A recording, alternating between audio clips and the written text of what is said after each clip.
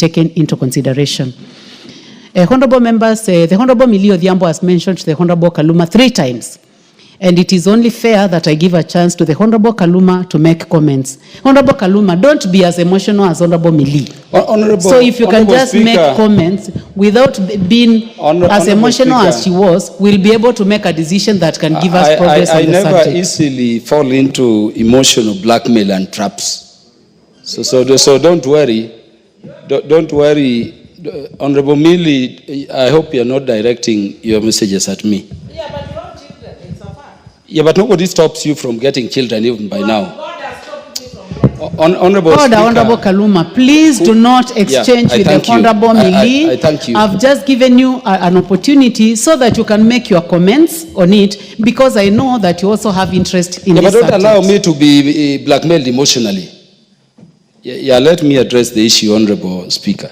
Honorable Speaker, thank you for giving me this opportunity, because it has been mentioned that there were deliberate efforts to delay this bill, particularly at winnowing, which you remember, Honorable Speaker, as a member of the House, I'm the one who requested for. And Honorable Speaker, I don't know whether it was you who was presiding by that time, but I know it was not the substantive Speaker. Honorable Speaker, I was personally concerned at what happens in terms of our procedures in Parliament when a matter goes for winnowing. And Honorable Speaker, this is important for me that we mention it, because you remember in the morning I said it is Honorable Millie who has been frustrating progress with this bill contrary to our presentations before this House. Honorable Speaker, my understanding of winnowing is that clause by clause in a bill,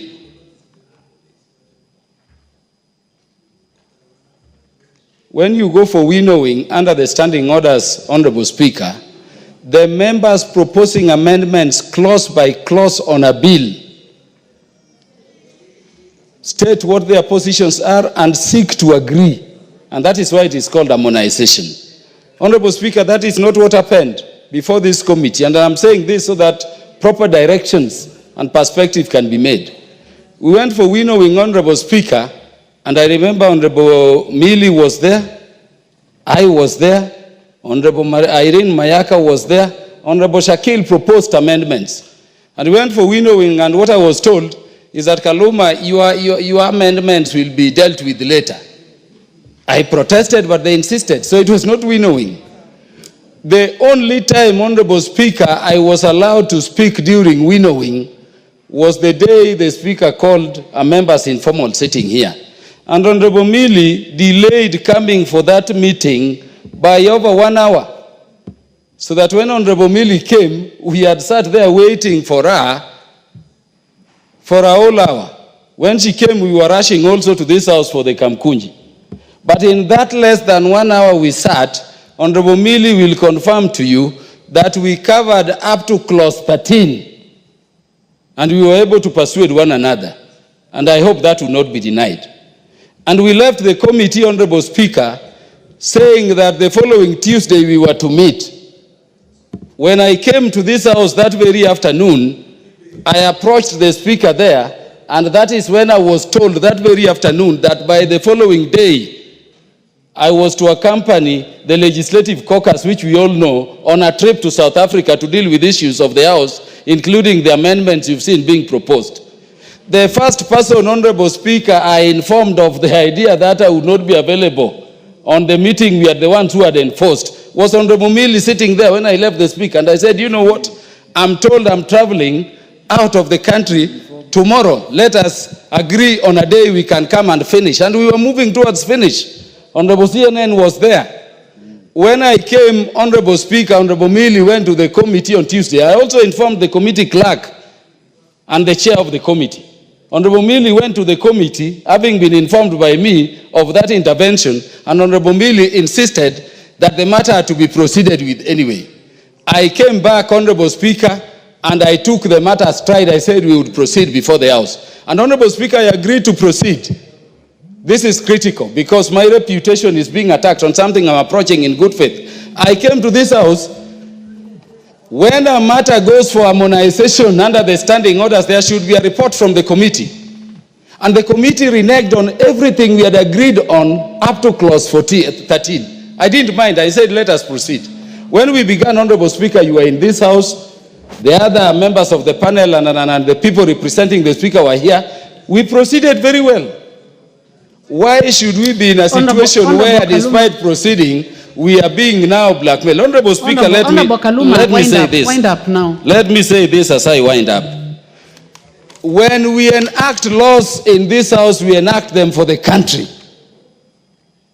Millie is my niece. I've said that times without number.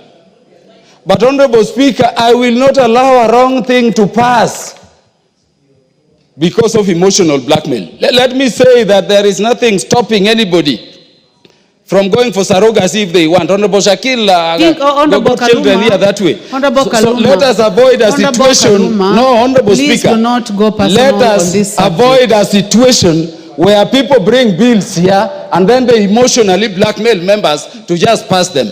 I'm saying, Honorable Speaker, that give us directions. I've been in the house since morning to transact this bill. I've even missed a trip I was to go to Paris and Madrid because this bill is on the order paper. The directions I seek, which I thought Honorable Millie would seek, is that are we proceeding or not, so that we can plan other matters. But let us not be blackmailed. I think you have made your point. About surrogacy and other things which other people can still go for. I thank you, Honorable Speaker. You have made your point. Honorable members, I do not know whether to allow this debate because it is extremely sensitive and there are, if it is,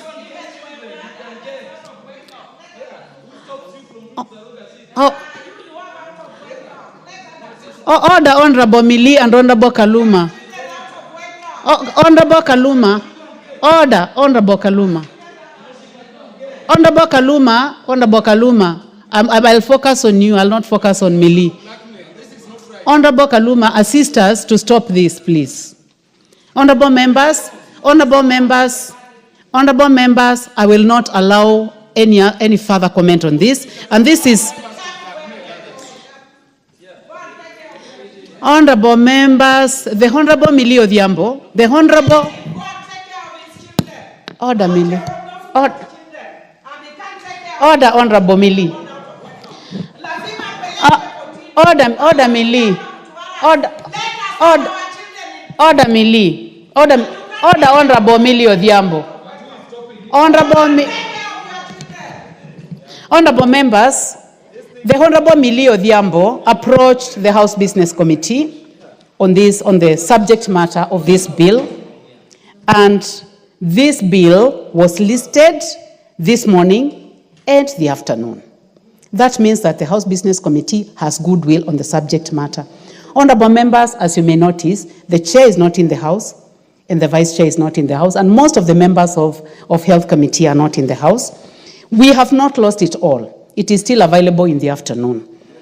However, Honorable Millie, it is important to note that there is a possibility of losing most of the amendments, especially without the chair and without a person who has been designated to prosecute. So it is a balance that has got to be done by both you as a mover and the House leadership. So, honorable members, I would like to just say that this bill is still listed in the afternoon and end it at that point. Thank you, honorable members. Next order. Order number 14, the Equalization Fund Administration Bill, Senate Bill number 14 of 2023, second reading. Okay.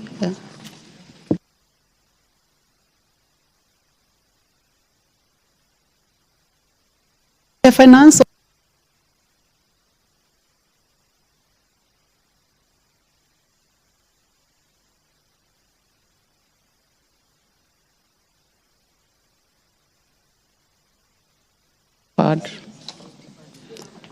That was deferred earlier in the day. Next order. Order number 15, Committee of the Whole House.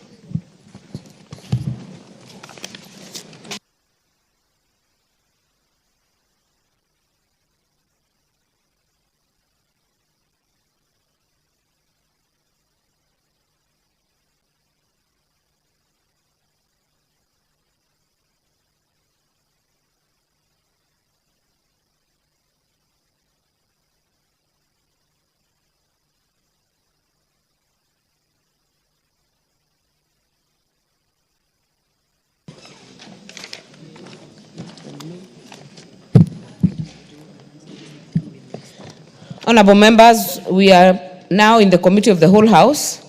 We are supposed to consider 3 bills, but we are reorganizing. We'll be starting with the Startup Bill, Senate Bill number 14 of 2022.